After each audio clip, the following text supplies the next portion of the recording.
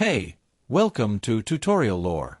This video explains what the Room Sort app is and how it's positioned. According to official App Store listings, Room Sort is a puzzle game that combines tangram-style gameplay with home design concepts, where players rearrange rooms to complete floor plans. It involves placing room blocks so that doors connect properly, creating a functional layout, which is described as a core gameplay mechanic. This video is an informational overview based on publicly available descriptions. It does not guarantee app performance or user satisfaction, which can vary based on individual experience and updates. Based on verified sources, the app falls under the puzzle game category, with a focus on spatial reasoning and layout planning rather than real architectural design tools. Official descriptions state that players can design different types of rooms, including kitchens, bedrooms, bathrooms, and living areas as part of each level. It also includes customization elements, allowing users to decorate rooms with furniture, wallpapers, and flooring options after completing layouts.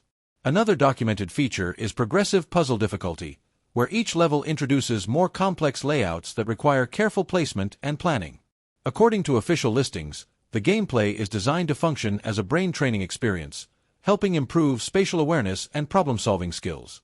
The app presents a variety of room combinations and layout challenges, including both realistic and unconventional house designs.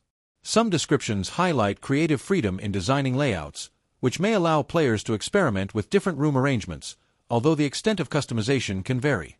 This may indicate a mix of puzzle-solving and light design elements rather than a fully detailed home planning system. This app may be useful for users who enjoy casual puzzle games with a design twist. For users interested in testing spatial skills while creating floor plan layouts in a game format, this could be an option. Whether this app is worth using depends on individual needs and preferences.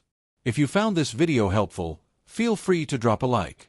And comment down below if you have any additional information on this app or notice anything missing or outdated.